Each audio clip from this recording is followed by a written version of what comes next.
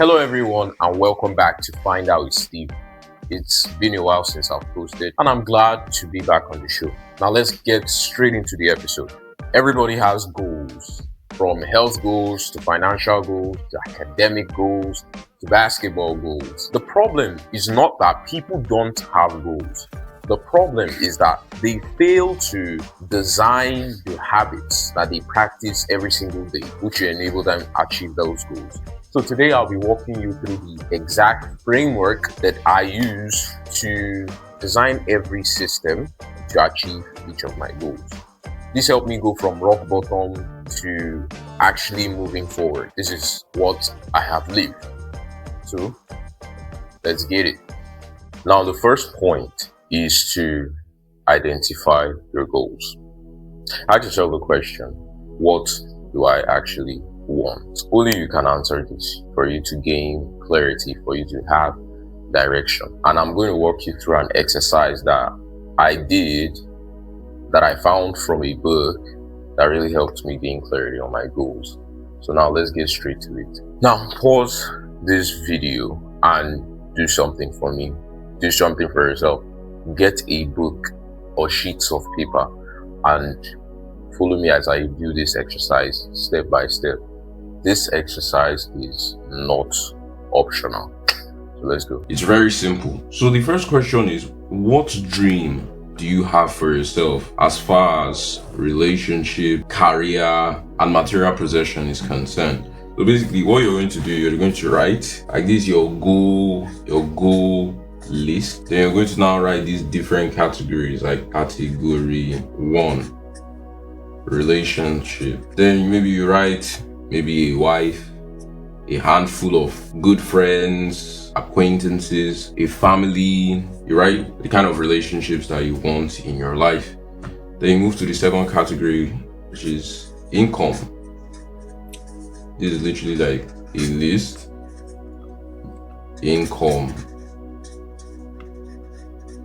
Your goal here could be something like making $10 million as annual revenue. Then the next category could be career. You want to be an artist, you want to be a lawyer, you want to be a son, whatever. You put it down. You want to create a new career for yourself. You put it down here. Another category is material possessions. A lot of guys want a Bugatti, Ferrari, a house, an airplane, etc., etc. You put all of them down here. Another category is travel. Where do you want to go? Do you want to travel the world, go to different places, meet different people, taste different food?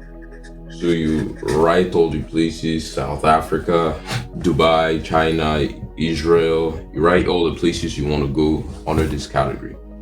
This is just like a basic categories, which is around people's lives. But you can write as much things as you want. You want to run an Ironman, you want to run a marathon, you want to jump down a plane, put it down. After you have written this, your goal list, take as much time as is required to write your goals in this goal list. You take another clean sheet of paper, and right next to this, your goal list, you're going to write the reason why you want each of these goals. Just write 1 or 2 sentences on why you want each of these goals. If you are unable to find a reason why you want a goal, just skip it and then move over to the next goal. So do this for each of these goals. Why do you want a wife? Maybe you want to spend your life with another person. You feel it's something you would want to do. Why do you want $10 million as annual revenue? You want to be able to provide for your family and you want that kind of money. Career, you want to be a lawyer. You say that's your passion, whatever. Material possession, you want a supercar. You say, I genuinely want a supercar because I like it. Then travel the world. You say you don't want to see around, meet new people, discover new things, new cultures, etc., etc. So for each of these goals, each of your goals, you write why. And for the goals that you can't find a reason for, skip it and then you move forward. Now, after writing the why, the reason why you want each of your goals, you're going to cross out all the goals that you couldn't find the reason for. You keep those ones one side, and if then for the remaining goals, the next thing you're going to do is to write the timeline that you want to use to achieve those goals. You write maybe get married, you write maybe 10 years, making $10 million, right? 5 years. Like, you're going to write the amount of years that you think, optimistically think, that you're going to actually achieve that goal. You can compress the deadline. It depends on you. Then after you're done writing the amount of time you think you're going to achieve the goal, it could be 2 years, it could be 1 year, it could be 5, it could be 4. It depends on you when you think you can achieve it. Then the next thing, you're going to go to another sheet of paper. Then the next thing is you're going to write what can come between you and your goal. So we're going to put this as problems. What can come between you and your goal? An example could be lose 20 pounds. That's your weight. What can come between you and that goal is like eating too many sweets, eating too much junk food. This is a hindrance. Maybe another goal could be earning $20,000 a month. $20,000, 20,000, 20K, earning 20K a month. What can come between you and that goal could be not willing to work more hours. This section needs you to take a lot of time to consider reality. When I say reality, the spontaneous, unfavorable nature of reality with its unprecedented events which could come and just mess up your plans. This is where you actually think about them, you anticipate them, so when they actually do come, they don't surprise you. So now, after writing all the problems from each of your goals on your goal list, the next thing is to write the solutions to all of those problems. How would you solve those problems? Those problems could be internal, it could be external. Maybe you have a bad habit that's preventing you, you're scrolling, you're wasting time, bad time management. How are you going to solve those things? You write them down. Maybe your goal is to spend more time with your friends, and then you're having a problem that quote unquote you're too busy. So the solution could be setting out specific days of the week to hang out with your friends. That's you taking a deliberate effort to solve the problem. So for each of your goals, you write the solution to these problems.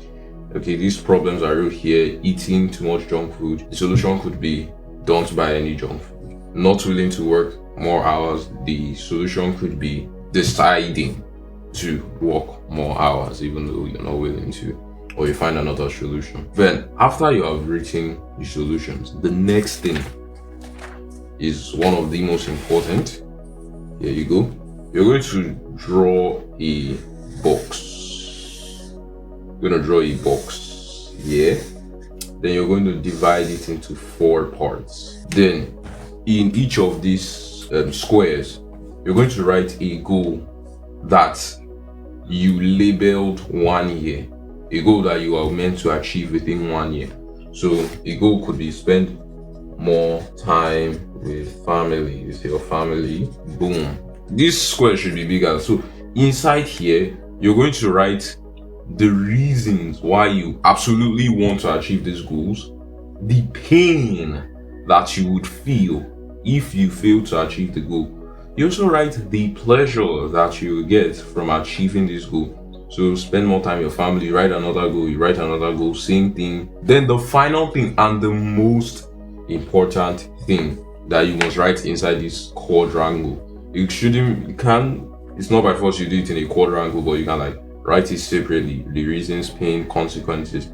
Then the final thing is to write the steps that you take every single day to achieve those goals. So spend more time with your family. It could be daily calls, if your daily video calls. So this is the activity, visiting weekly, etc., etc. So under this place, you write the steps, everyday steps that you take towards achieving your goal.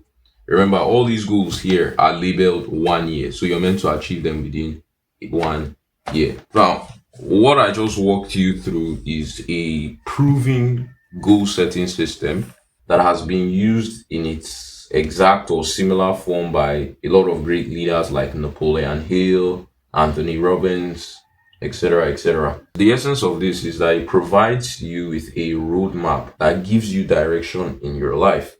And once you know where you're heading, it's much easier to find the way. After you have identified your goals, your goal list is here. The next point is to clarify your goals. Remember this: vague goals produce vague results. You need to make your goal so specific that you can feel it. Before, I used to say, I want to get better at basketball, but that was a vague goal.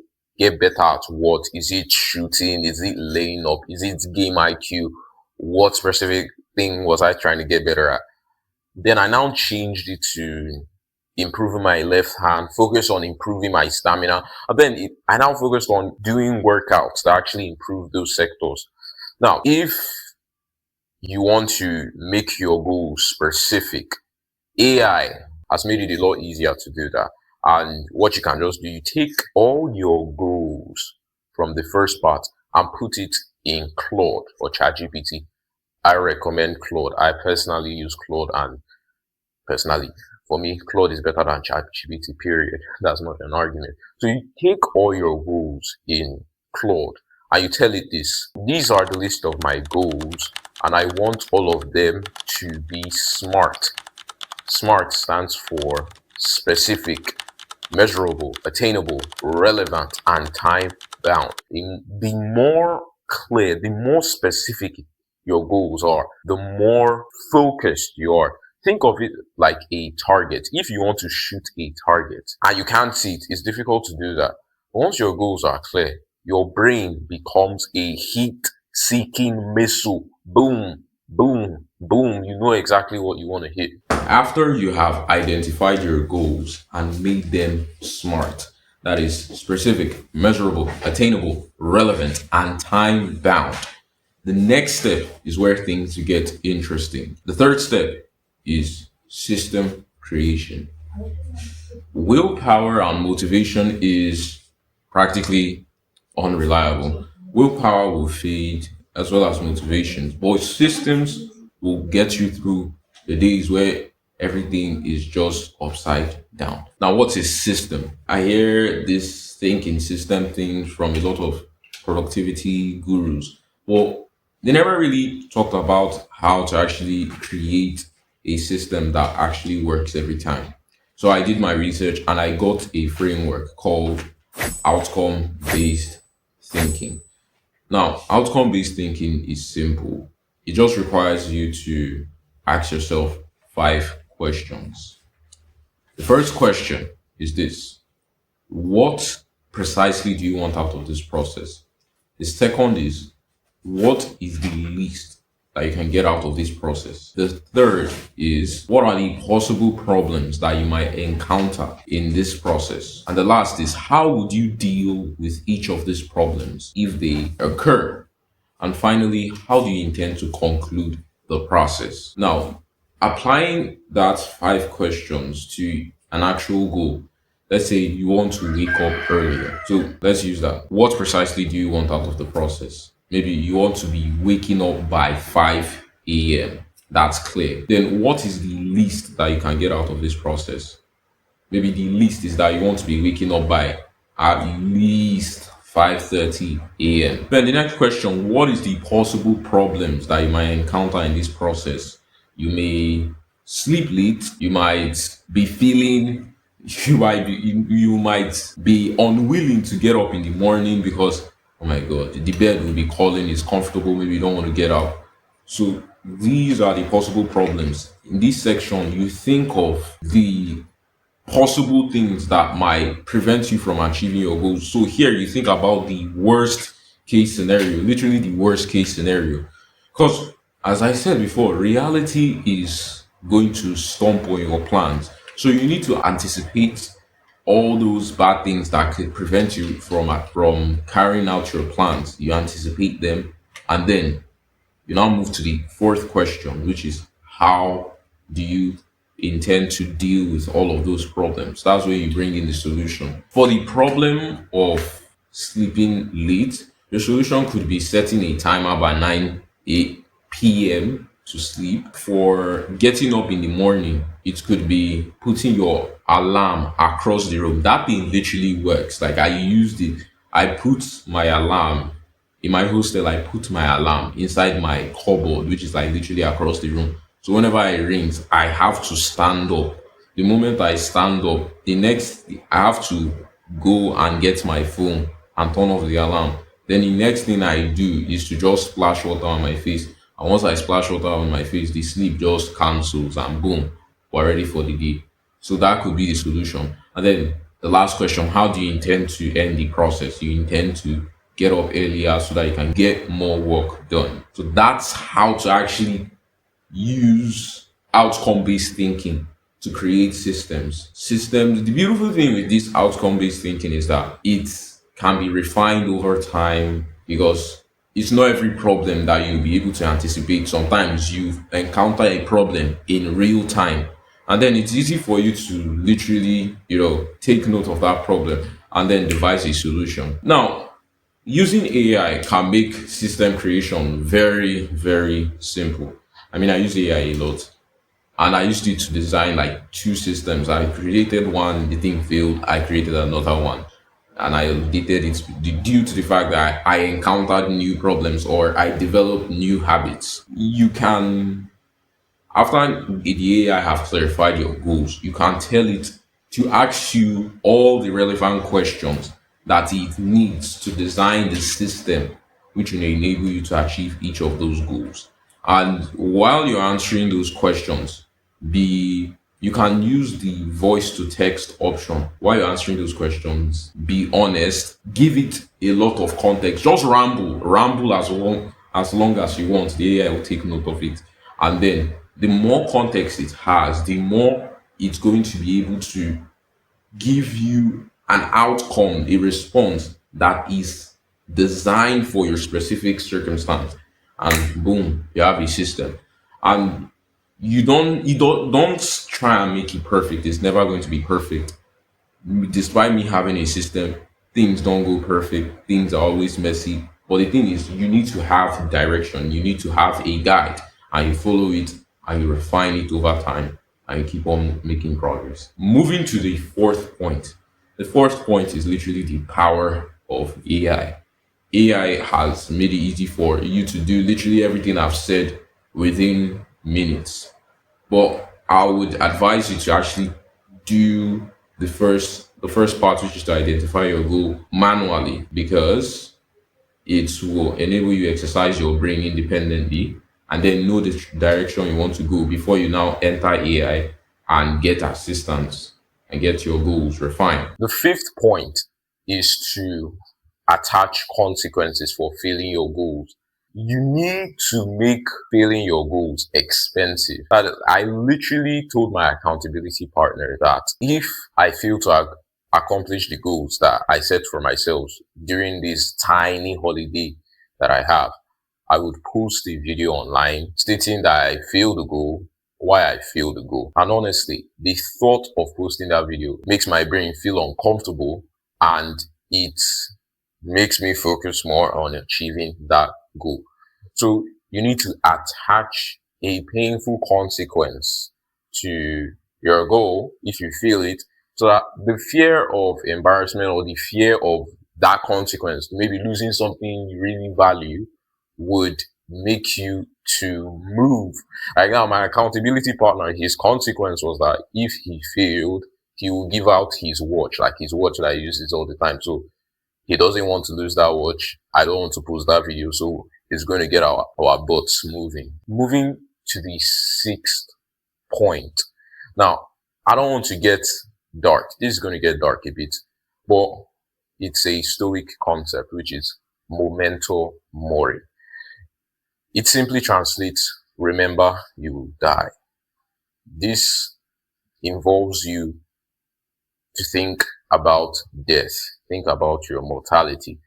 And this is not for you to like invite fear or do it to make things dark or morbid, but is to use death as a driving force.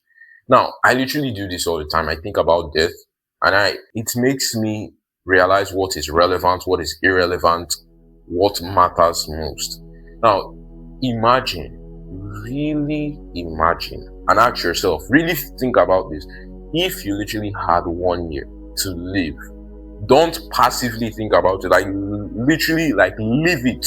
Close your eyes and just feel that circumstance where you just had 1 year to live. What suddenly becomes important? What suddenly becomes irrelevant? What are the things that you wish you would have told people who you really cared about?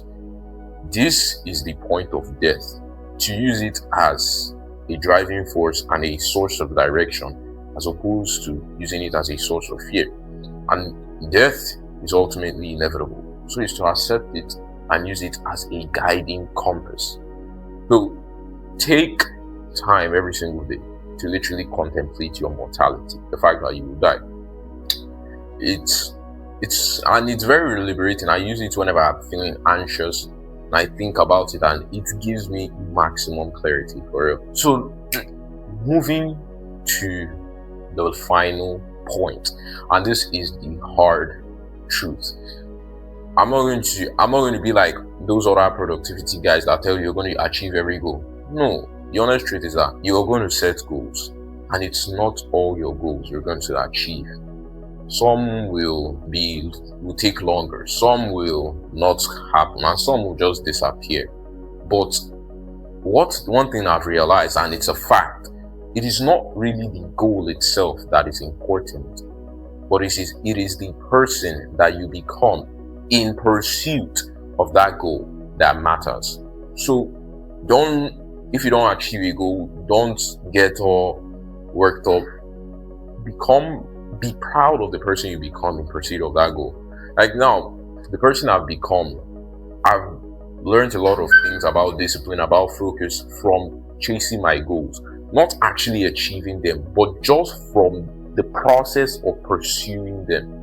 Who is that? Paddler, local laughingstock, spends every day trying to cut down the biggest tree on the island. He's obsessed. Kind of like you and your task hang-up. His programming. Hey, Paddler! You're never gonna finish that! Failing this is not the point. The process is the art. So, focus on the process, not actually the goal. But always try to achieve your goals. But be very rational, be delusional also. You need a little bit of crazy delusion to always be optimistic that you can achieve your goal. But when you find it, reality might slap you sometimes. But when in the pursuit, in the process, you know what you can delusionally achieve and what you can't achieve in reality. That sounds somehow ambiguous, but I think you get the point. Your goals are not your destination. They are the machine that builds you. They're the thing that gives you direction and the thing that helps you channel your energy towards the right direction. And don't be scared to make everything perfect, because that's the mistake. You want everything to be perfect. No, you need to. There's a quote I heard and I took it. It made sense to me.